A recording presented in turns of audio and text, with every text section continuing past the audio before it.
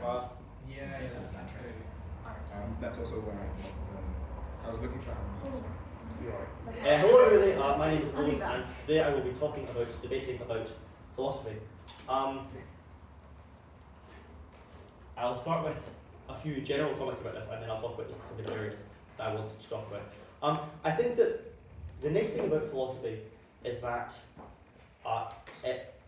it's about things that you can realise only by thinking or by observations which everyone has anyway, or the vast majority of people have anyway. Therefore, you don't really require any specialised knowledge to do philosophy, which is why people make fun of people who are into philosophy for thinking about things that like everyone else already thought of when they're 5. I think that's like slightly unfair because I think it's good to think about things a bit more deeply, and I would recommend that if you want to know more about philosophy, that you read about it, that you take classes in it if you can.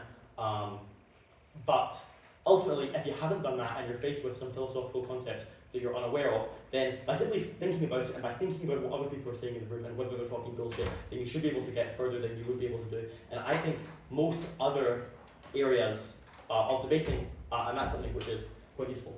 The first thing I want to talk about is life. Whether it's good, whether it's bad, overall. So, to distinguish between two different views which are often talked about in debating, pessimism is the view that life is not worth living, and anti-natalism is the view that procreation is impermissible. And think about the relationship between these two things. So, like, if life is not worth living, then that would give us some reason to think that maybe we shouldn't have children. Now, you might think that that's you might think that it's still permissible to have children even if their lives aren't going to be worth living, because maybe it's okay to act selfishly some of the time. And similarly, you might think that life is worth living, but that for other reasons procreation is impermissible. So a few debates that these come up in, and to think about which come up in them. Sometimes, I've been in a debate before where it was literally, the motion was about whether a government should introduce pro-natalist policies, that is, policies which are designed to have people birth more children, and that's clearly going to be about the question of where it's okay to bring new life into being. Comparatively, sometimes you get debates that are about whether we should get rid of all life, or whether we hope that there are life on other planets. And these are questions more about whether life is worth living as a whole. So I'm going to be discussing these. So you can distill arguments for antinatalism into arguments which are about the harms to the potential child versus which are about the harms to everyone else. So the obvious argument, I guess, is just that life is going to be net bad. Can anyone think of some reasons that we could give as to why life might be net bad? Go ahead. Climate change. Climate change. Is going to make the world devastating, and therefore, life is net What bad. I just realised. Painful. Yes, thanks. What I just realised is I wanted to add these to the things, but then I'm going to need to stop presenting, aren't I?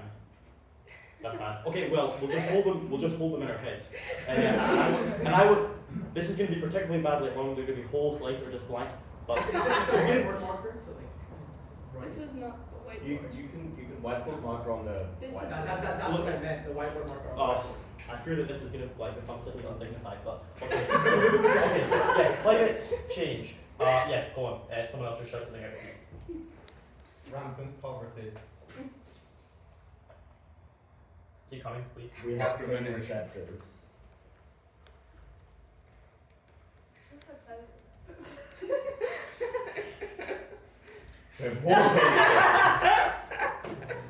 Do we?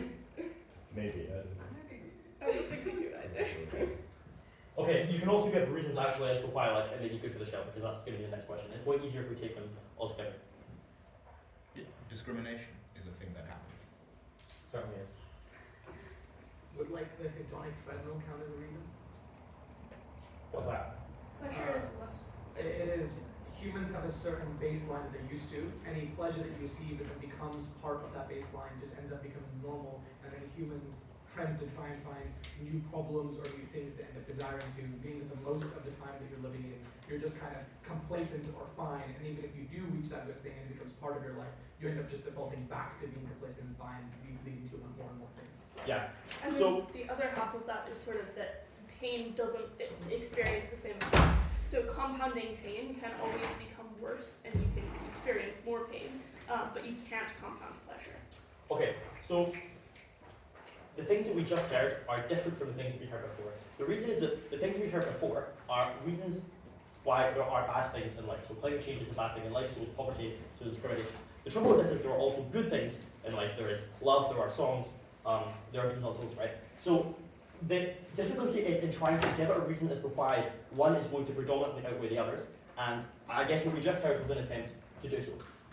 I think that if it were true that there were more pain receptors and pleasure receptors, maybe that would be true also, but even if that were true, I'm not sure that that's how it works, and in any case, probably most judges don't know whether that's true, and therefore you're not going to get very far with that. I think there is some difficulty in establishing that we do uniquely habituate to pleasure in a way that we don't habituate to pain, but I think it is probably quite intuitive. I don't know what people think about that. Another idea along a similar line that you can talk about here is just the nature of desire. So it's obviously like a very cliche thing that you want something, and then when you either don't get it, and then that's saddening, or you get it and it's unsatisfactory, it's not quite what you wanted it to be. And you know, there are whole philosophies structured around this idea, and if you can illustrate that in a way that is compelling to the judge, then it probably seems like you're not able to get good out of life in the way that you would want. Go ahead. There's also guilt, which I think is like quite unique, because it's like even when like everything is good, because of like biological, like we want to make the species good reasons, we feel guilt for doing things like hoarding, or at least a lot of people do. So even when life is going good, you feel guilty that other people have bad life. Yeah, that's good too. So these are all reasons which try to establish what life is like on balance. One of the most famous current philosophers who argue in favour of anti-natalism is someone called David Bentham, and he thinks that life is net bad, but he also thinks that even if it's not, it is still wrong to bring children into the world. That is for the following reason: the axiological asymmetry. So axiology is the study of value, and he thinks there is an asymmetry in the value of pleasure and pain that goes like this: the presence of pleasure is good, the presence of pain is bad, the absence of pain is good, and the absence of pleasure is not bad unless there is somebody who is thereby deprived. So you can like write that down, or you can just like think about it for a second. Think about what's being said here. So hopefully this makes sense. Why would you think this? So there's a couple of intuitions that we have which might support this. I think for me the most compelling is that generally we take it that on an intuitive basis we take it that if you could have a child and you know that that child's life will be one of pain, then we would tend to say it's wrong to have that child. You would be doing a bad thing to have that child. Conversely though, if you knew that you would have a child whose life would be happy, we don't tend to say you're obliged to have that child. We tend to think that you could have it, and you would do no wrong by not having it. Now, if this is an intuition which you share, one way of explaining this intuition is that there is this asymmetry between pleasure and pain that justifies this. One thing that I want to do throughout this lesson, I suppose, is highlight certain like philosophical tools you can use and apply them across a broad range of philosophical debates which you might have. And so what we just did there is looking at a case where we share an intuition and then offering an explanation of that intuition in theoretical terms which can justify some other conclusion which you're trying to draw. Another example, the Bennett argument is the fact that there's nobody on Mars. Now, what Benatar says is that we would think that it would be very bad if there were people on Mars whose lives were full of suffering. And so it's good that that's not happened. But we don't think that it's bad that there aren't happy people on Mars. To be honest, I'm not sure I share this intuition. In fact, put your hand up if you share this intuition. Okay, so some people clearly do. So in that case, it may be a good one. There are other things you can do. Does anyone have any questions about any of this? What's stopping somebody from just saying, well, your intuition is kind of dog shit in the context of debate? And like, how do you weigh those the respective merits? Yeah. So I'm going to have a whole section later on justifying the importance of intuitions. Yes. However, you can only justify that the intuition is important if it is broadly shared. So if it's just not something which most people agree on, then it's just not something which is worth saying, I would say. Go ahead. On the axiological asymmetry, so I don't know, I guess maybe this will just apply to every intuition maybe I just find it intuitive. But I think there is a response which is like, especially in debate context, which is like the fourth one, which is the absence of pleasure is not bad unless there's someone who is thereby deprived. Presumably could be extendable to other, like the other axioms. So for example, the absence of pain is good. It's only good if someone is deprived of that pain, if that makes sense. So then there is no axiological asymmetry. Like, how do you prove this as without just intuition? You don't. Okay. I guess the important thing to realize here is that it is not a very good response to this to simply say, well, that doesn't make any sense. How can the absence of pain be good, even if there is nobody who's thereby deprived, whereas there must be somebody who's thereby deprived for the absence of pleasure to be bad. Because like that's exactly what is being alleged here. That's exactly what the claim is. But the only justification for this claim is that it seems like a likely ethical principle on the basis of the intuitions which we hold. And I guess the idea here is that our intuitions are somehow a guide to whatever ethical principles are out there. And towards the end of the lecture, I will be discussing this more thoroughly, and we can talk about it more then. Yes. You said you don't agree with this intuition. Do you have any like thought experiment or like counteracting intuition that you would say to destroy the axiological asymmetry, or at least put it into question? Yeah. So I think the way that you would probably want to go about this, I don't really have any opinion on this as a whole. I was just saying that I don't find the Mars one compelling. I think the way you would probably want to go about this is by explaining whatever intuitions are likely to be compelling, explaining how they can be explained in other terms than by this. So, for instance, you could say it is true that you do have an obligation not to create unhappy children, but you don't have an obligation to create happy children. But the reason for that is something else. Maybe the reason for that is because there are certain things, there are certain like costs to yourself which you don't have any obligation to undergo for any other person, right? So if you just don't want to have children, then that's the kind of thing which is significant enough to you that it's okay to act selfishly in that regard. For instance, I think that would be the strategy here. Yeah. How would you respond to the claim that exists in a lot of both religious and non-religious philosophies? The experience of suffering and learning to cope with suffering and adversity is kind of the purpose of living, and it allows people to self-actualize. I think that is a very good argument against like pessimism or anti-natalism as a whole. So yes, I think that's really decent. A pro-natalist argument. I think people sometimes say things like the chase is better than the catch, and I guess that would counteract the idea that like when you get something it's not satisfying because well the process of getting it itself was something that's satisfying. So yeah, there are definitely other ways you can talk about this way. If you were going to argue like against the intuition altogether, insofar as if you were going to say like, well, actually you do have an obligation to have children if they're likely to be happy, how do you think you would go about like rhetorically framing that? Yeah, so I think basically what you would have to do is argue for some theory on which that is true. So utilitarianism would probably have that be true, and later on we will talk about reasons why you might want to say that we should prioritize utilitarianism over and above any intuitions we have to the contrary. We've discussed this. Yeah, so misanthropic antinatalism, however, is the idea that like you shouldn't have a kid because kids are going to be harmful, not to their own life, but to those of other people. So I won't spend too long on this, because I think we can all think of reasons why this might be. Maybe it'll be damaging to the environment, maybe it'll be damaging to animals or other people, and these sorts of things. And therefore you can make opposite pro-natalist arguments, just like if there are more people, then all the existing people are actually made better off. So, for example, it might be that greater populations are able to specialize more in terms of their what they do in producing things, and then that means that more specialization means that we have more output overall, or something like this. So this is just to remind you that arguments about whether we want there to be people are not strictly arguments about what it's like being a person, but what the effects of people upon other people or upon other creatures is. Okay, next thing I want to talk about is liberty. What is it, and does it exist? So a common understanding of free will is the ability to do otherwise. Lots of people don't think that really captures what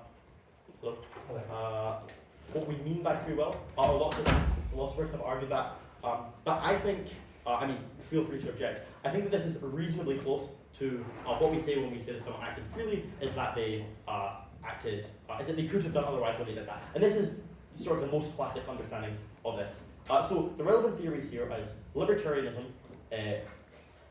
obviously not political libertarianism, but free will libertarianism is the idea that humans sometimes act freely. Determinism is the idea that everything is predetermined. And so that would entail that nobody has any control over their actions, or that all of their actions are going to happen anyway, or something like this. You could reject determinism while still believing in libertarianism. So like a common thing that people talk about now is that there is some evidence from quantum physics, I don't know how best this is interpreted, but at least some experts in the field say that it is not the case that like all physical entities act in this sort of deterministic cause and effect way that people previously assumed they did, that maybe there is some genuine randomness there. You could accept that this is true while still saying that that doesn't mean that human beings act freely, either because when you get up to the macro level of a human mind, it's sort of these things don't matter, or just that like even if our actions are determined by sort of random quantum whatevers, then that's still not genuine freedom because you didn't control it. So free will generally entails both that you are the one who's making the decision, and that decision could have gone more than one way, if that makes sense. The reason why this is important for debating is occasionally you do get debates which like just ask about this. More commonly, they can be used in other debates. So a lack of free will might undermine the legitimacy of punishing criminals, or the importance of allowing people to make their own decisions, or something like this. So it's not at all uncommon, I think, in a debate about criminal justice to hear people making arguments which at least question whether some people, when they took some actions, have free will. And so I think it's important to understand this overall. Okay, so arguments against libertarianism. Would anyone like to give a reason why we might think that people do not act with free will?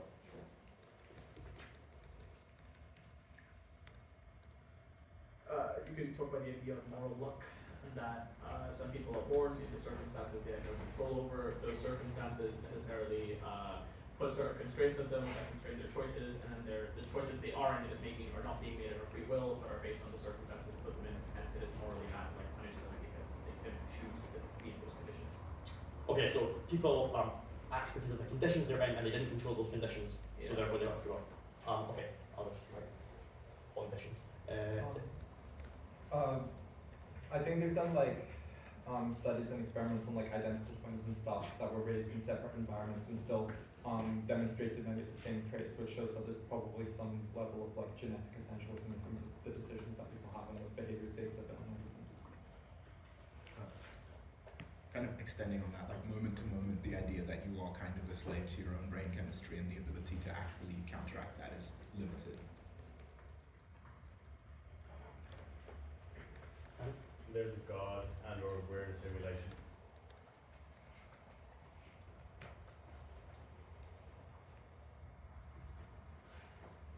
Even if you don't start out with a tightly controlled or regulated society, any human institution run by human beings is likely to consolidate power.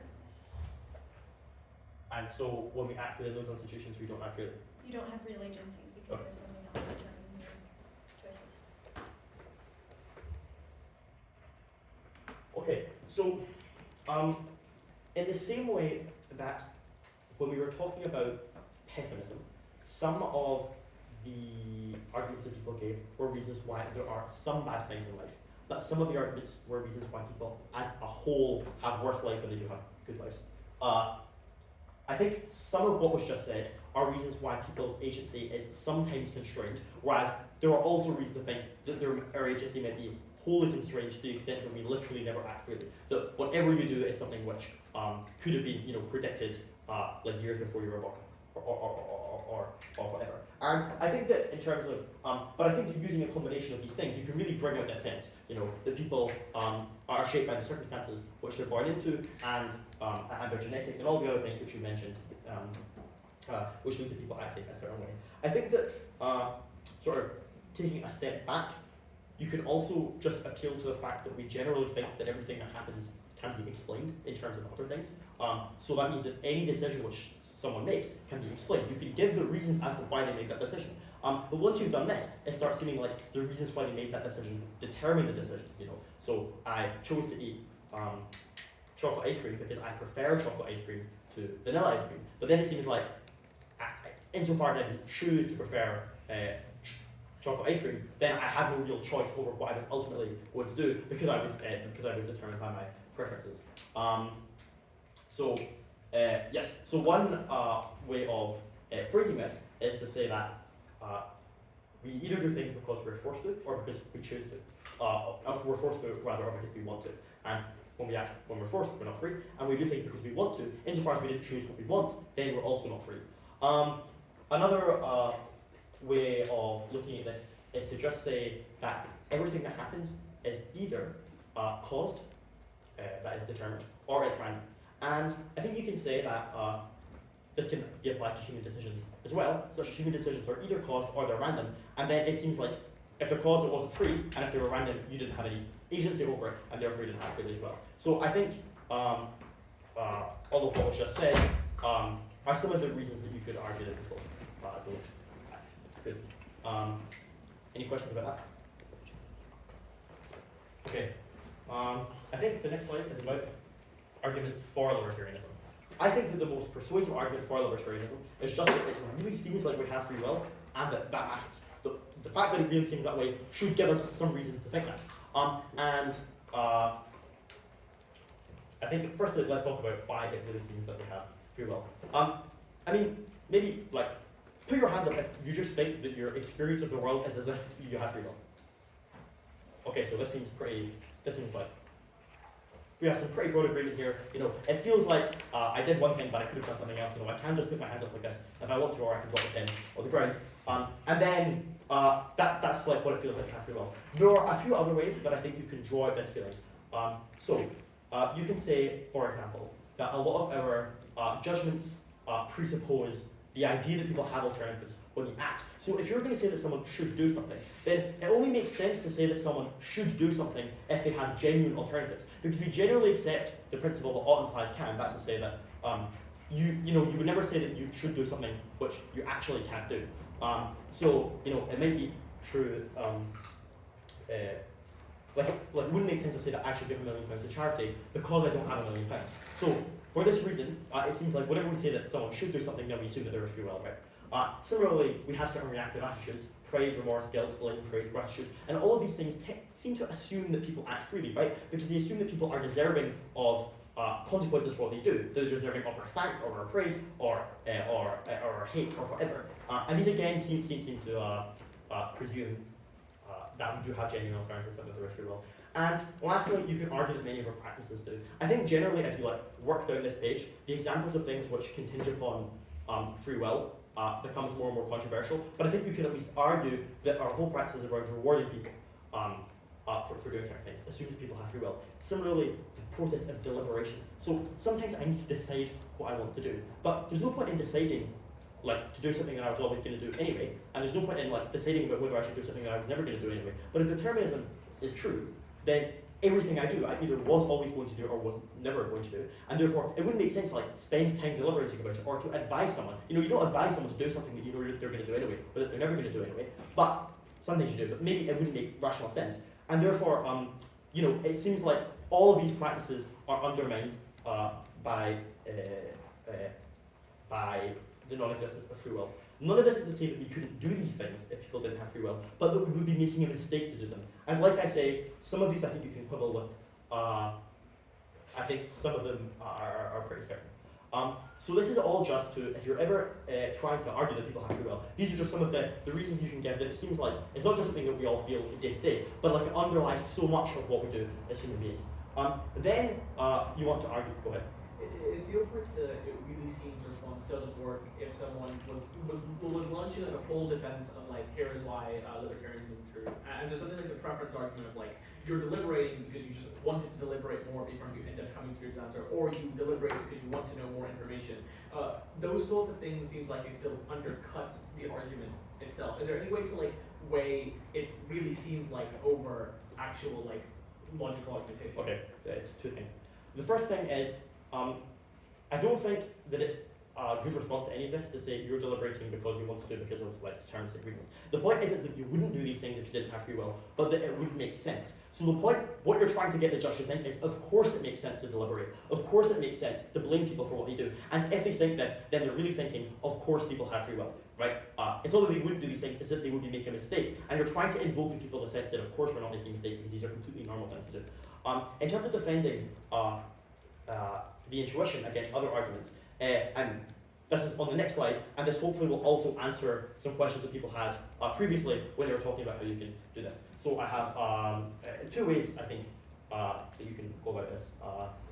Okay, so the first is called the Moorean shift, and it's named after a philosopher called G.E. Moore, who wrote a really cringe book called In Defense of Common Sense, and he's not talking about free will, but I think his way of arguing is just useful in terms of arguing against lots of positions which are sort of radically uncommonsensical. Like, for many people, determinism or just the denial of free will is. And so, basically what he says is, well, I know I have free will. I know it for, like, all the reasons that we've just said.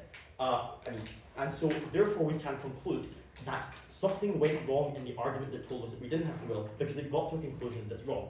Now, the key insight here is thinking of arguments as giving us a choice. So, rather than thinking that, like, we have a set of premises and then these lead to a conclusion. So we have premises like, your genetics determines such and such about your biology. Your conditions factor you in X, Y, and Z ways. And then that gives us, and then that they force a conclusion, which is we don't have free will. You can instead say, well, if I were to accept the conclusion that we have free will, then what would follow from that is that I need to deny one of the premises, or deny that the premises entail the conclusion. Does that make sense? Right, so yeah, so basically, arguments can never force you into taking a really radical conclusion because you always have the option of just rejecting the conclusion and then rejecting one of the premises or something like that. And that's what's going on with the Moorean shift here. So what we should do when faced with these choices is we should pick the most plausible. And what you want to argue here is that we have free will and that our practices presuming it are legitimate, so that it makes sense to blame people and praise them and so on, is more plausible than the premises of the determinist argument. And so it's a lot more helpful to do this if we can spell out exactly like whatever the opposing team said in favor of determinism. So for instance, okay, so like the example I gave was that like, oh, we're all in a simulation, right? So that's kind of an easy one, like presumably that's less plausible than that we have free will. But also just like the very notion that everything has to have a cause. I mean, like, that obviously seems very plausible, but how do we actually get to know that? Presumably it's just by, like, experiencing lots of things that seem to follow this process of cause and effect, and then we draw this principle. But we never directly, like, directly see, like, proof for this, for the idea that everything has to be caused, in the same way that it feels like we everyday experience the proof of free will when we get to make these decisions. Ultimately, this is just about picking the thing that is the most plausible. I think the most important thing here is spelling out exactly what implausible premises the other team has. So I'll talk about that a bit more later when we talk about how to rebut arguments in favor of against free will. But yeah, that's something to bear in mind. Okay, another related approach is that of phenomenal conservatism. And phenomenal conservatism is just the view that we are justified in believing what seems to be the case unless we have reason not to. It's mostly associated with a philosopher called Michael Schumer. What do people think about this principle? Does this seem like a good way of deciding what to believe or not?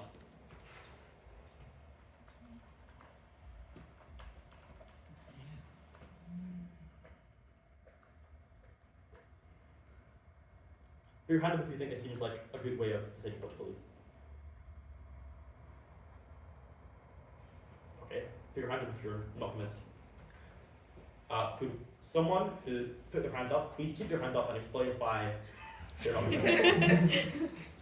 Okay, I think the problem here is it just absolves you of having to prove why you believe the things you do or argue them at all. It's just, it seems true becomes the de facto argument for anything you believe. And I think, I don't buy that on a fundamental level. Yeah. Maybe a big ask, but do you have any alternative suggestions to how we can decide what to believe? I don't know, I think I guess you do it axiomatically, where you kind of have to decide that certain things are important and then backtrace the things you believe as linking to those things. Yeah. But the difficult thing then, right, is deciding like what your action should be. How do you get to believe in anything in the first place if you don't at least go by what seems to be the case? I'm not necessarily endorsing this, but I think I just like to explain how you go about this. So yes, it seems like the only alternative is to like believe things that don't seem true, and that seems like definitely. I mean, it seems definitely wrong. So the important thing here is that you're not justified in believing just about anything, because if you have a reason not to believe something, then you drop the belief. But Schumer and other people who defend this view would say that ultimately all of our reasons against believing whatever it is will also ultimately be just based on how things seem. So to get an idea of like what this belief, what this sort of theory is doing, is like you could ask, why should we trust anything? Like, why should I accept that the things that I see are actually there, for example? Or why should I believe that like when I'm talking to one of you, I'm talking to an actual like person with sort of an internal mind of their own, rather than just a song. And it sort of allows us to avoid all of these skeptical challenges. We just say, well, look, the reason is just that it seems that there's a pen there, or it seems that you're a real person, and so on. And therefore, this is like how we get knowledge of the ground as a whole. Now, of course, this leads to the big problem, which is you still need to get around the problem of them not being able to develop a persuasive counter-argument to the thing you're trying to believe. Before I go on to talking about that in the context of free will, I think it's worth saying, I think this is particularly important when someone like challenges moral intuitions as a whole, because like it's extremely unclear how we would get to know anything about morality if we didn't just go for the fact that some things feel right and some things feel wrong, or some things seem right and some things seem wrong. I mean, maybe there are ways, and I will discuss some of those later, but I think that's the kind of context where this is particularly useful. It's just like, ultimately, at some point you just have to accept that things are as they seem, or at least you're justified in accepting that things are as they seem, and then you can work from there. And if you don't make that first move, then you're never going to know anything, and there's no point in doing debating or anything else, because, there's no point, because you don't know anything. This means that you have to rebut the anti-libertarian arguments. If anyone would like to rebut any of the arguments that we discussed a minute ago as to why we probably don't have free will, then you can go ahead. Or I will then, that's right. So, firstly, I think that you can argue there are like two invalid inferences happening with a few of these.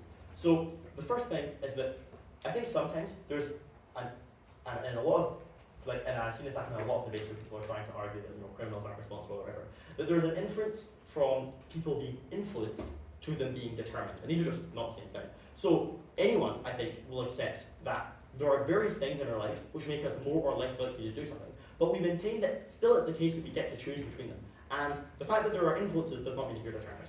So so that would respond to that. Another kind of inference that people sometimes make is, I guess, from the bad cases to the good cases. So have you ever heard about that thing that's like jurors, or like, I think it's something like judges are more likely to give people harsher sentences if they haven't eaten before they ship it. Okay.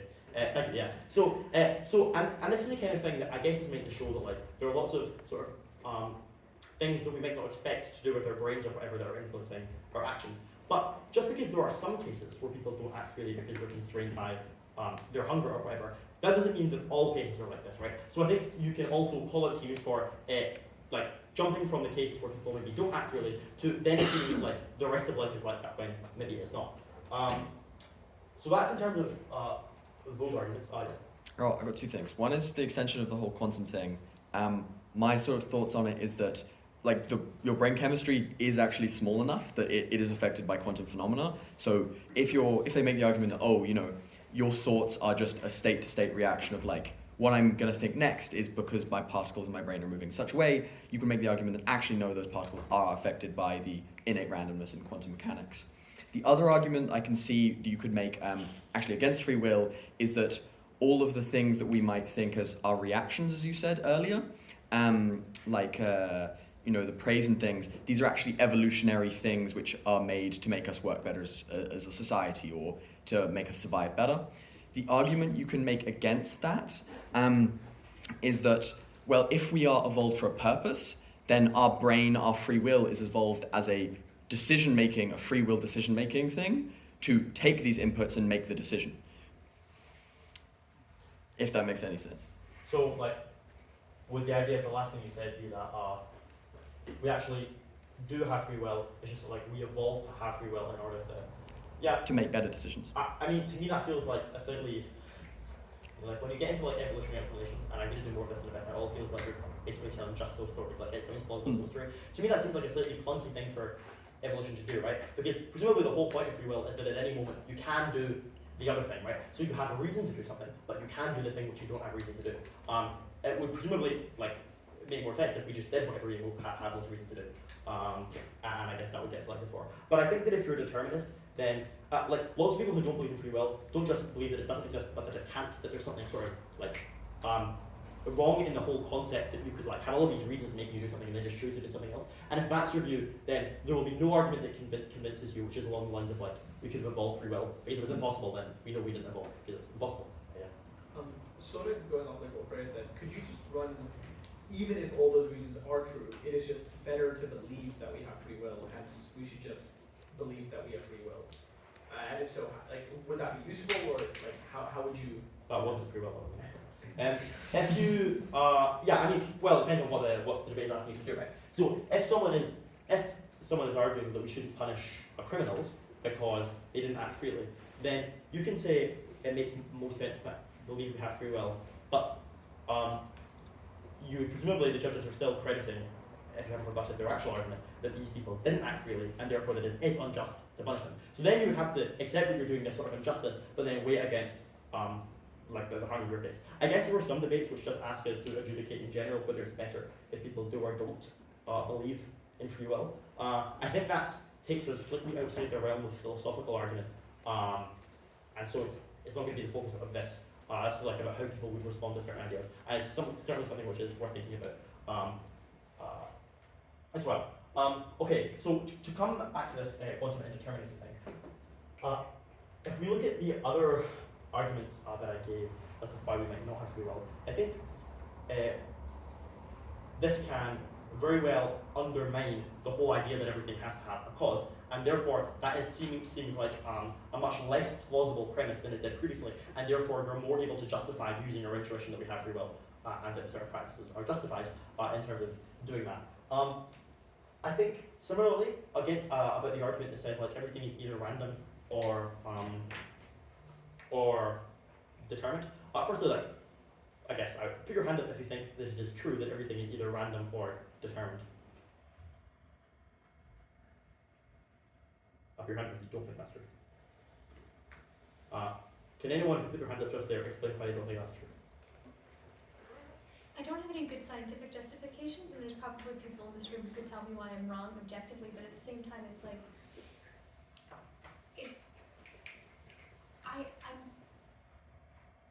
it's the same reasoning that you gave for morality having to come from an intuitive place at some point, right? It's like intuitively I feel that I am making decisions, and those decisions are not random, but they're also not predetermined. They may be predetermined by my biology, but as an individual judging the outside world, my subjective experience is one of continuity into an uncertain future. Yeah.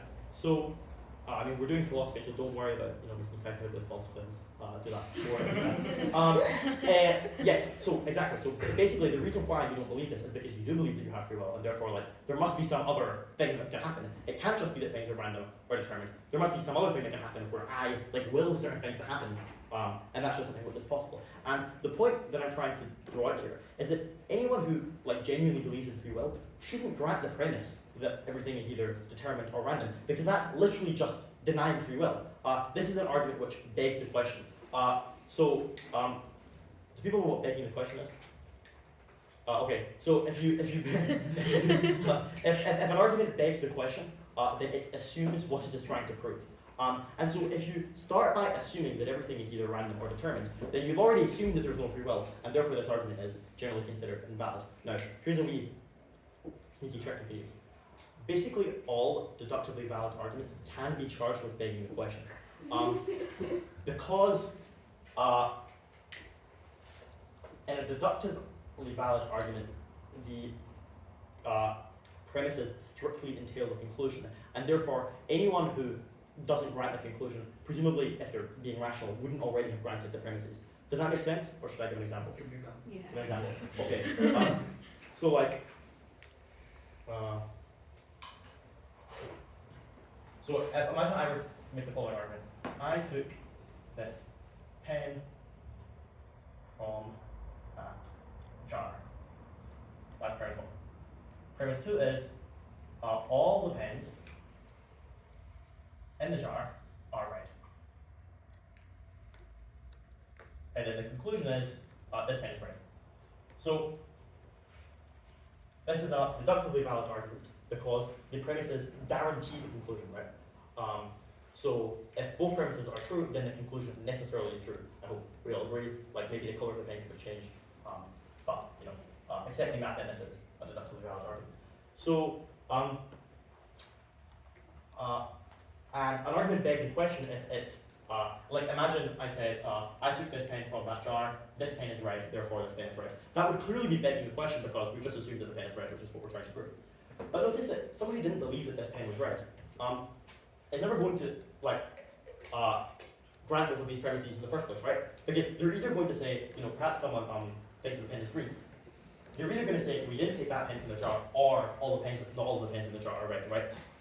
So for this reason, whenever you have an argument which seeks to prove its conclusion, you can accuse the other person of having assumed something which you wouldn't have wanted to grant anyway, and therefore go after them. I think this is most useful in debates where people are making like very sort of clear arguments with like rigorous premises and conclusions, and I think that those debates are most likely to be ones about philosophy, because no one ever like states an argument like this when they're trying to argue that a certain group of people will react a certain way to a certain policy being passed, right? You just assume a load of things willy-nilly about like how people react to stimuli and so on, right? But when people are making clear arguments against the existence of free will or against a particular moral perspective, or whatever, then it's quite likely that you can do this. There is more to be said about like whether this is so. Like philosophically speaking, this is a really begging question, right? There's way more to be said about that, but you can basically accuse them of happening, and I think that's exactly what you can do in lots of arguments against free will. The person has already assumed something that that guarantees that free will is false, and therefore they haven't argued in a legitimate way. And then once you've done that, then you can say, so therefore we should go with whatever is most plausible, or therefore we should go with what seems to be the case, and therefore we should assume that free will is a thing which exists. Are there any questions or comments about that? How well can you, like, so if someone is doing like conditions or doing this stuff with like all humans are just reacting to like a signal, something about like there's no your own self. Would the way you like beg the question or above that is just say their premise is that humans react to conditions or stuff like that. This presumes the conclusion they end up reaching, hence you can't reject this argument, we should default to what is presumably true. So yeah, so the thing is, like, sometimes this seems plausible and sometimes it doesn't. And I think that in those cases, it seems like I think very few people would be willing to say they have actually rebutted what they said. What I think you should be more inclined to do in that case is use one of the previous responses I gave, which is either that they're generalizing from influence to determination, or that they're generalizing from the bad case to the good. Yes, I mean it is obviously true that if someone believes that, then they have already denied free will. But I think the claim sounds plausible enough that they could reasonably expect someone who did believe in free will to go, oh, I hadn't thought about it like that, no, I guess I don't believe in free will. Whereas I think it's a lot easier to lodge this sort of begging the question claim where like no one who believes in free will before you said this was going to be like, oh well, no, you put it that way, I agree. Then if it's an argument that isn't convincing anyone, then I think that's the kind of thing you should point out. Okay. Here's another argument you can give in favour of the existence of free will, which is that determinism is self-defeating. There are a few different ways of spelling this out, and I've written a few of them there. But notice that like all of these rely on some sort of practice, which we already argued presume that free will exists. So, for example, deciding what to believe is deliberation, and if I'm, deciding what to believe, then it seems like, or at least you can claim, that I'm assuming that I have some actual agency about what belief I'm going to form. Similarly, arguments attempt to supply reasons. So any argument for determinism or for the non-existence of free will is going to supply reasons why it should be true. But that we can never have reasons. Well, at least plausibly, we never have reasons for doing something that we can't do or that we were always going to do. And therefore, if believing or not believing in free will is something that we can't do or we're never going to do, then we don't have reasons to do it. And the last thing you can say is that rationality presumes norms about what you ought to do. So like, you ought to proportion your beliefs to the evidence, you ought not believe contradictions, and these kinds of things. And these sorts of ought or should statements, again, plausibly assume the existence of free will. So therefore, you can't rationally believe in determinism, because to do so, you must assume that determinism is false. And so, these arguments are useful in many philosophical debates, especially when objective truth is denied. So for example, it's not uncommon to hear someone make an argument. In fact, it's not uncommon to hear me make an argument. Like, there is no objective fact of the matter about like what policy a government should pursue, and therefore we should pursue the policy which most people think is the most appropriate. That's nonsense, right? Because if there is no objective fact of the matter, then why should we just do what most people want? Like, why not just as well say, well, there's no fact about the matter, so we should do what I want, we should do what someone else wants, we should do what nobody wants. If you've said that there's no objective fact of the matter about like what is moral, then it's very difficult to then go on to morally justify some particular course of actions. There are ways around this, but I think this is the kind of point you can make.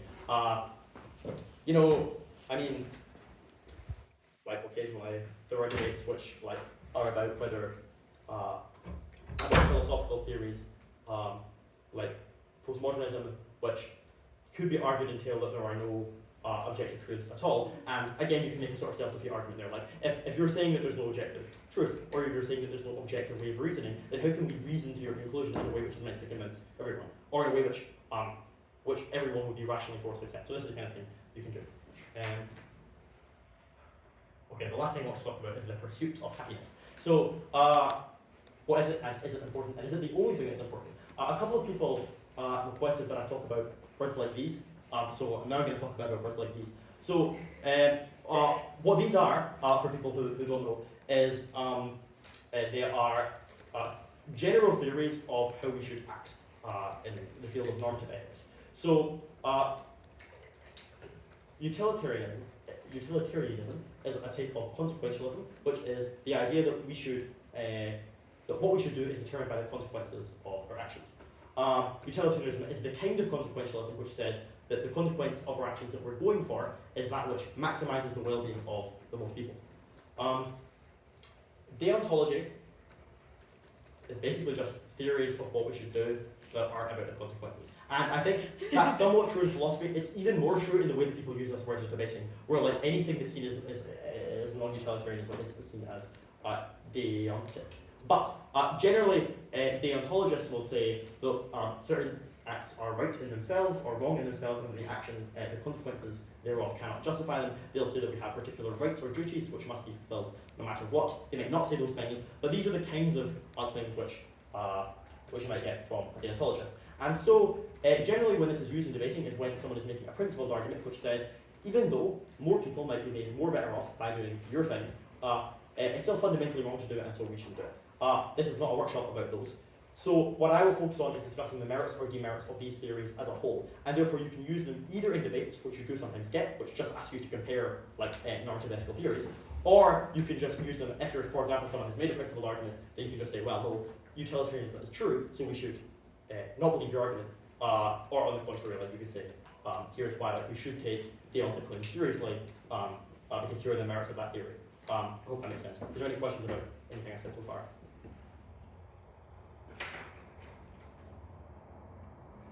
Okay, so does anyone have any reasons why we should prefer utilitarianism or some other sort of consequentialism to deontology or vice versa? Just anyone have any reasons for preferring one of these things? I mean, I think it's much more internally consistent, just the idea that on an action-to-action basis, you should be looking at the single thing and weighing up all your actions on that. So it's consistent. In a sense, it's like theoretically elegant. It provides a single principle for the judging of all actions, yes. Yeah, bear in mind, you can also give reasons against utilitarianism here if you like. You you could say that deontology is like already caught within utilitarianism, and the reason any principle of deontology is carried out is a utilitarian reason in principle, and hence it mostly just defaults back to utilitarianism when you like are trying to argue for it. Yeah, you could say that. So is the claim being made here that like really all we care about is like well-being, and therefore even when we think we have like a deontic intuition, it's actually Yeah. okay. I'll write with your one, which is like.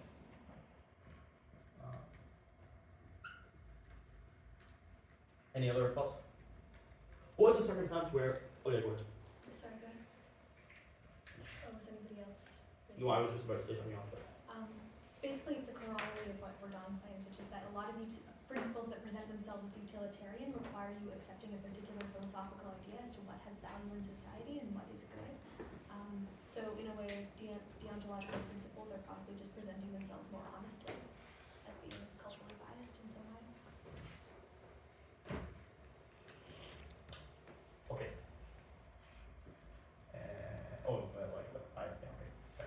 Yeah, that makes sense. I'll talk more about specifically what you might say is the like underlying principle, the underlying good in a minute. I think can anyone give an example of a situation where utilitarianism does not seem like the intuitive way to act? So a situation where it seems like what most people would be inclined to do is not what would maximize well-being for the most well-being for the most people. Like a scapegoat situation where most people are happy by one person being mistreated. Yes. Imagine that this says counterexamples to utilitarianism. Okay. So yes, scapegoating. Excellent. Any others? Like 9 people smoking in a car with a child in it. Sorry, that's we will edit that out for the recording. That's a horrible example.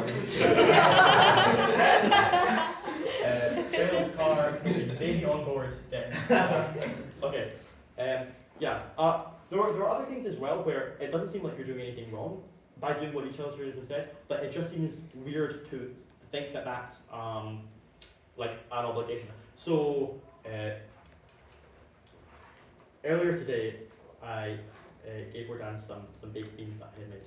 Now I know in my heart of hearts that I prefer baked beans to him.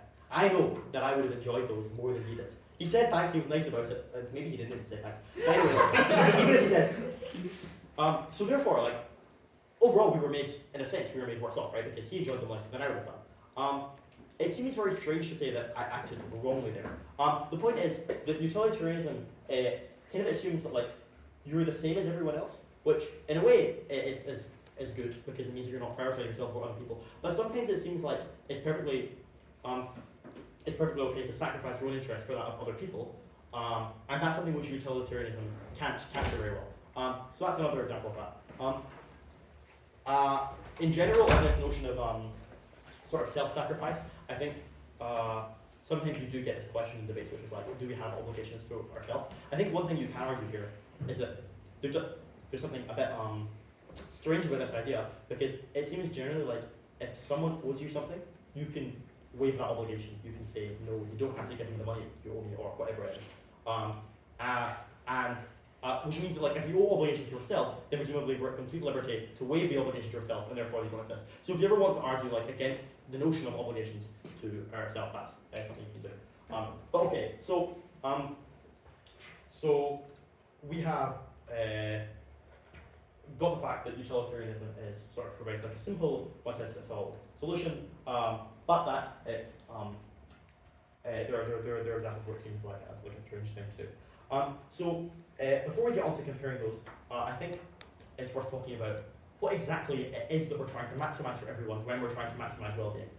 Yeah, go ahead. I just have a question about the intuitions that we use. With those, like the common thing which I've like seen is people going, it is the intensity of the experience outweighs other things. Like the slavery example, slavery is not bad because other people are benefiting so much of it, but the harm that one person But slavery is not bad. but the harm that one person is experiencing is so much more than the joy that everyone else is experiencing. Same with like Ivan's car example, and even potentially your beans example. Look who's made the Ivan's car. Even potentially your beans example, you could be like, you got more joy, and I got more joy, like overall, by you doing a nice thing to me, and like you feeling good about the nice thing, you feeling good about the nice So- thing, and like you just enjoy it. So definitely. So a big way that utilitarians will resist attempts to say that they're providing like counterintuitive results in particular cases is to say that, well, you haven't actually considered like all the utility, and if we did that, then it would turn out being right. I think this seems to miss the point sometimes, because like I would have thought that the reason why, for example, the reason why like it's okay for me to share things with people who will enjoy them less than me is not that like sharing is nice, and therefore like overall I'll be made better off. It's actually just that that's something which is completely fine for me to do, or like it's just like not okay to like damage the baby's lungs in that way, regardless. So I don't know. I think that's something you can say. So yes, what is this thing about this well-being thing? There are three main ways that people have tried to explain what it is. There are others as well. So one of these is hedonism. That's just the idea that what it is for your life to go well, which is what it is to have well-being, is to have the greatest amount of pleasure over pain that you could have. Yes? Sorry, this is kind of just in response to Banana, but presumably there's an easier intuition pump you could use, which is probably the experience machine, which is that like people, if you're hooked up to a machine, everyone experiences happiness. Like there's no downside, but you weren't asked to, and you didn't consent to that. We probably think that infringing on someone's consent in that way is still really icky. You probably shouldn't do it. So despite the fact that no one's been harmed, you still don't want to do that for a deontological reason. I do think that particular intuition pump has a tendency to fail in university level debating, because all of our judges are edgy and want to believe that they are like special, and so they'll be like, I would be completely fine with being non-consensually hooked up to an experience Yeah, but machine. the intuition you just use is just like, if a child breaks their leg, you would fix it, even if the child didn't want to, because it's in their best interest. And so you could plausibly claim, even if you're overturning the consent, if they would enjoy it more, it is in their best interest to do so. Hence, it would be fine to just put everyone into an experience machine. Maybe. So bear this experience machine thing in mind, because there is not just a question that's like whether it would be okay to force people to get into an experience machine. Hopefully we've all gathered what an experience machine is. There's also just a question of like whether, if presented with the choice, you would get into the experience machine, or perhaps more accurately, it would be in your interests to get into the experience machine. And lots of people say no, even though it does seem like you would get more pleasure, you would get the most pleasure you can in there, which seems like a reason to doubt hedonism and a reason to prefer desire satisfaction theories of well-being, right? And there you can say that what it is to have a good life is to get what you want, and therefore, if what you want is like real experiences, then it would not be good to be in the experience machine, because that's not what you're getting. So that would be a reason to favour a desire satisfaction theory. An objective list theory is like where you come up with a list of things that make life good.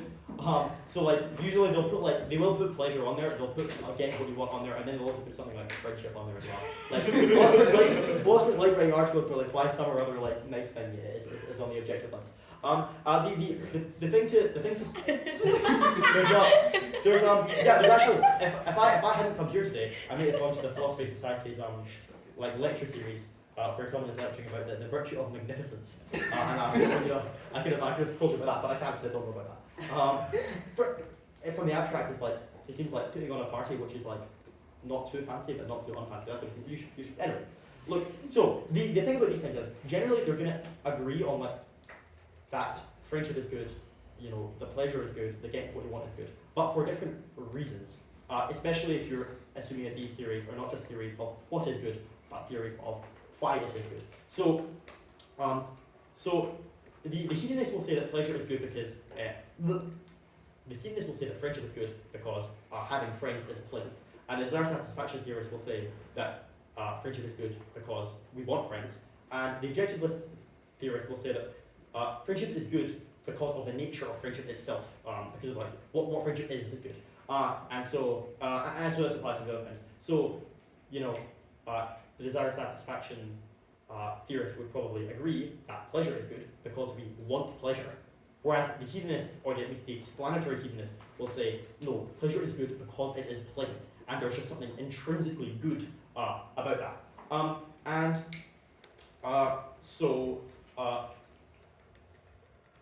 To give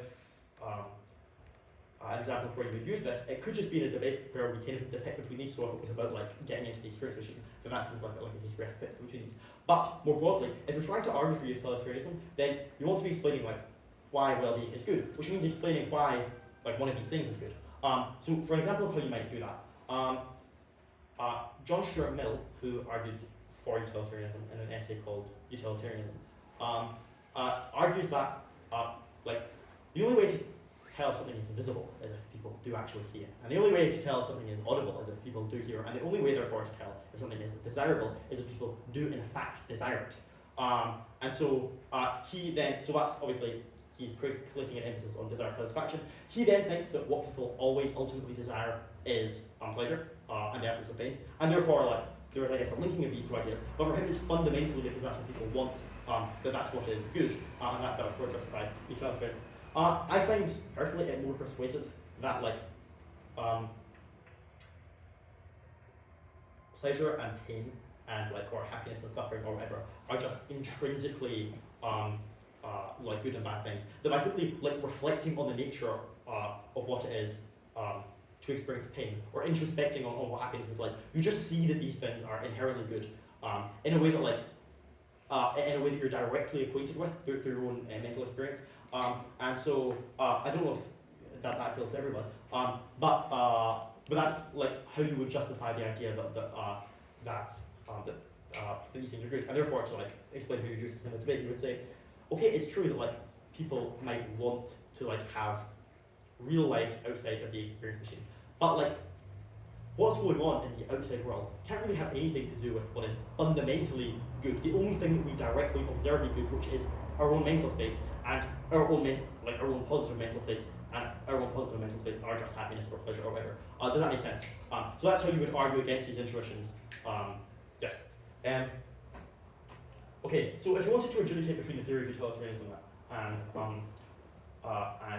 the ontology as a whole, I think sometimes like people will say, well, utilitarianism is wrong because it would lead us to do this thing in this circumstance, which is wrong.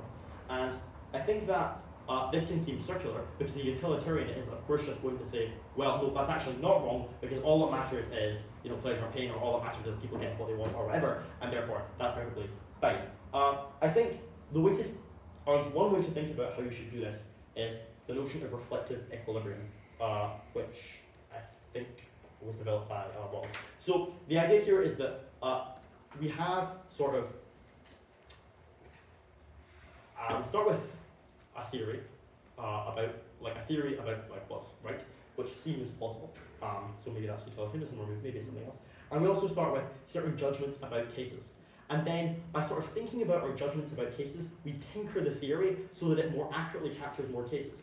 But it's never going to capture all the cases, so sometimes we have to say, I got it wrong, this case, my intuition was wrong, and actually the unintuitive thing is the right thing to do. And by sort of like, adjusting our judgments about cases and tinkering with the theory, we can overall end up with the right idea of what is to do, of what we should do. And therefore, you can, and I think what you can try to do in debates is to argue that, like, you know, for example, a certain kind of intuition you have is less likely to be reliable. So for instance, you can maybe say, certain people do something, say, an intuition about the kind of thing which no one ever actually experiences, which is like some far off, like imagined hypothetical, it's just less likely to be a veridical intuition, because it's not the kind of thing which we have experienced. And therefore that's the kind of thing where we should like preserve the theory over the intuition, but then you can argue vice versa. Does it make sense how you would use these? More broadly, you can just try to argue that we should be more trusting in general of theory or of judgments about cases. So one thing that I have heard a philosopher argue is that like human beings in general are just much better at finding out things about specific cases, and then we build theories out of that rather than doing the reverse.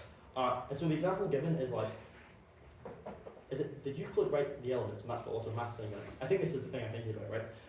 And it seems like this is just like he has like these axioms, and then we can like derive all of this stuff about specific cases. But actually, apparently, the way that this was actually constructed is that over hundreds of years, various mathematicians had like solved things to do with triangles and so on, and then had built these general theories. And actually, that's the way that human knowledge like progresses. So if you want to argue that like sort of theories are sort of big things which we don't have direct acquaintance with, but our actual intuitions about cases are more useful, then that's what you can do. You can also do the reverse, that it's better to have a theory which is simple, which keeps us from going wrong, which keeps us from introducing our personal biases into things, which maybe we're more likely to do when we think about specific cases. An interesting example of this is that like certain utilitarian thinkers, like Bentham and Stuart Mill, were the first to like argue, well not the first, but were well, actually, yeah. So I think the first like written defense of the legality of homosexuality in English was written by Jeremy Bentham, who was a utilitarian philosopher, and he did it, and he was homophobic, right? So it was very homophobic. He says this is like not like basically, even though I think this is wrong, I still think that like you know, because it's bringing people like more pleasure, it's something which should be legalized. So that's an example of the way that you can argue that thinking about general theories sort of allows us to like means that our intuitions don't get clouded by bias in the way that they maybe do when we think about specific cases. If that makes sense. However, I'm gonna finish at 1:30. Is that okay? Yeah. Roughly. However, here's a problem for consequentialism, which I did not write, but I will now explain. Any consequentialist theory, including utilitarianism, assumes that we know what the consequences of our actions are going to be, and so not only often we don't, perhaps we never do, because you know it may be easy to think what will happen in the short term after you do something, but when you actually think about like what's going to happen, you know, years down the line to the people who are involved in a certain decision, and you think about the fact that like your decision to like go a certain way on your like in traffic on your way home from work is one example that's often given, will then affect like at what time certain people get to where they're going, and then some of those people are going to have sex and have children when they got to where they're going, but now it will be different sperm, and now there will be different children, and the world will just be completely different in a way which is never possible to see when you're doing this. So there are just all sorts of things which make it very difficult to actually tell what the full consequences of our actions are going to be.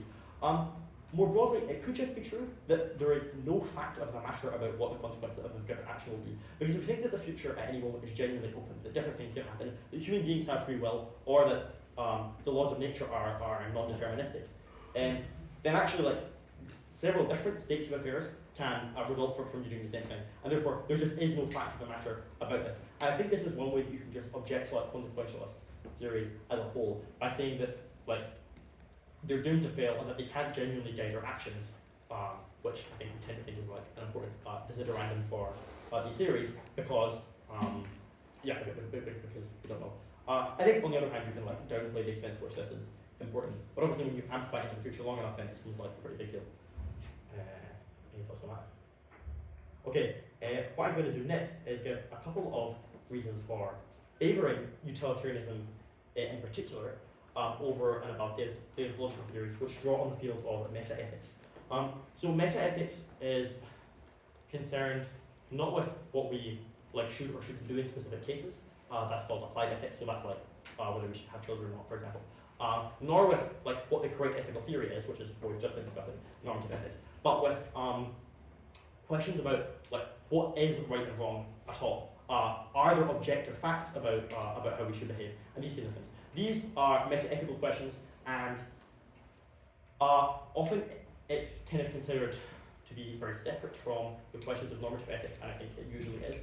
But there are at least some ways that I think you can try to bring in meta-ethical questions about the nature of morality itself into addressing like the specific question of which moral theory you should prefer.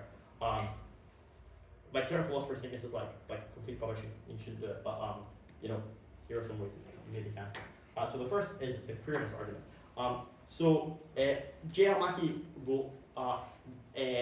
was trying to argue that like morality, objective morality as a whole, isn't a real thing, right? That we have made up morals and that we use them to like guide societal behaviour, but there is no objective fact of the matter about what they are. And the way that he phrases this is that if you think about what it would be for there to be objective moral properties, there's something very queer about them, by which he just means there's something very like strange and unusual and utterly unlike everything else about them, right? Because like, what on earth is it for like what on earth is the property of brightness? I mean, it's not like the property of redness that I can see, you know, or the property of loudness which I can hear. It's something sort of strangely ineffable. And so, the argument therefore is that these are not the kinds of things which exist. And so, this argument is originally designed to like cast out morality as a whole. If you do this, then in a debate, then for the previous reason, it's going to be very difficult for you to get to any conclusion because you get into a problem of self-defeat, right? If you say like there is no morality, then like it's not clear why we should do anything in a debate, which is usually what you're trying to do. So that's maybe not so useful for us here, although maybe it sometimes is. What you can say instead is that deontic notions of right and of justice and of duty are particularly strange. I probably wouldn't use this term. It's just like what it's called in literature. So are particularly sort of ghostly and strange in a way that pain and pleasure, or even just people's desires, are not. So there's a particular school of moral realism, that is people who think that there are moral truths, objective moral truths, called naturalist realism. And naturalist realists say that there are moral properties, but what they are just natural properties. And that means like things which exist in the natural world, which is kind of a fluffy notion. But so they would basically agree that there is something very strange and bizarre and ghostly about like these ideas of like right and duty, like that somehow bind us despite like existing in some other sort of realm. But that actually all good is something which is very real, which is pain and pleasure. Or you could say it's something which is very real and that's like our desires or something else. Does that make sense?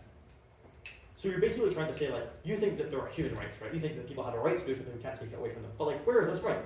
It doesn't look like it's stopping you from doing anything. They're completely non-binding. Does this make sense? Are there any questions about that? Okay. Another thing is evolutionary debunking, which circles back to something that was said earlier. So, and this is just the claim that we evolved to have the moral inclinations most useful to our survival.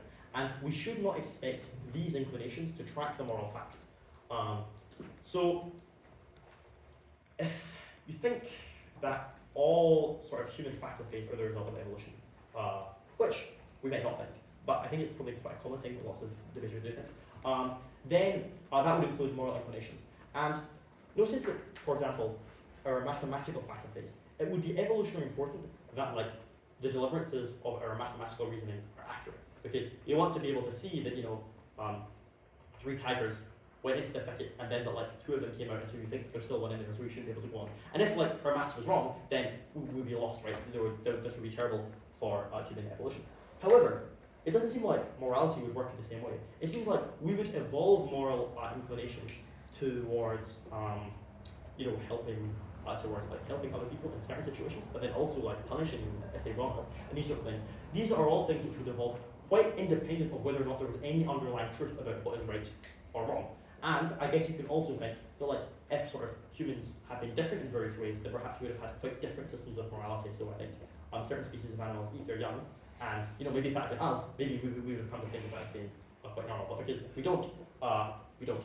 So and so you can have a global evolutionary debunking argument which seeks to undermine all of our moral beliefs, and that would lead to moral anti-realism. But I think you can debunk in particular intuitions about what's right and wrong for the reason that was brought up earlier by saying that, well, we only evolve these and these aren't right. The difficult thing then is trying to, if you're arguing, and presenting these as reasons to argue for utilitarianism, because you know someone wanted good ways to argue for utility. I don't know whether these are good, but the ways I have done them in bits.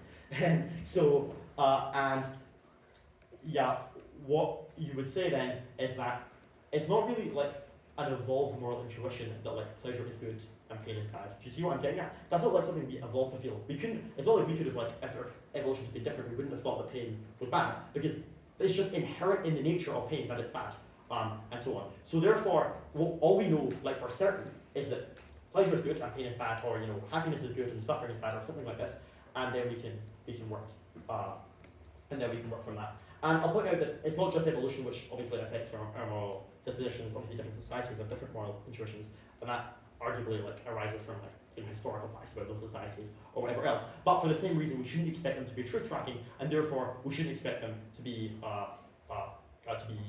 binding, and therefore we can disregard our intuitions. So these are ways in favour of arguing that we should go with like the theory over the intuitions of bit cases. Are there any questions about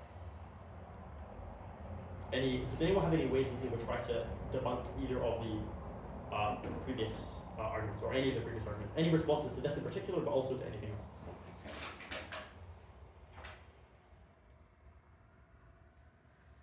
Okay, I think one thing you could say here is that, whilst it may be true that it's not as if I have a moral intuition that my pain is bad, I directly experience that, I don't directly experience your pain as being bad. And so maybe that is still contingent on moral intuitions, and therefore even a strict hedonic utilitarian is still going to have to avail of moral intuitions, and therefore is not able to just debunk evolution, debunk intuitions overall. Does that would work? I think that's one thing you can say about that. In response, I guess, to the previous argument, you can just say like there just are strange things sometimes. You know, like for example, lots of people believe that numbers exist, which like that's kind of weird, right? Like you know, there are 3 pins in a cup. I call it a jar, it's actually a cup. But that's sort of independent of that. There's like this thing 3, of which it's true that like 3 + 2 = 5. If that's true, that's kind of strange. So that would be a thing you can say. Nothing, I misinterpreted the question. Oh, sorry. I thought you were asking for the 3 slides ago. Don't worry. Okay, no. If it's something pertaining to 3 slides ago, go ahead. Oh, it was just. If it's 4, don't bother. It was on the consequentialism is like you can never know the consequences of your actions or never know the reality. Therefore, it's like a silly theory. The way in which you can rebut that rebuttal is to say that like consequentialism is never asking you to like it is asking you to make like the best consequence, but like obviously if there is stuff outside of control that you cannot control, then that is not you doing the moral harm in that situation. Or like we should evaluate consequentialism and utilitarianism as what is reasonable, and you should make what is reasonable to you of what will bring about the most amount of utility possible, and you should endeavor to do that. But obviously, if there are cases that are too far along, we can't. I think like if you can argue very persuasively that consequentialism is true, then I think we just have to say like, and everything else is false. We basically just have to say tough luck if you can't predict the consequences, but do the best you can. If on the other hand you're sort of comparing theories which have some plausibility in terms of how useful they are, then maybe it seems like you know, when you take the long view, your guess about what's likely to be better is so unlikely to be good that it becomes relevant. I think that's all I have to say.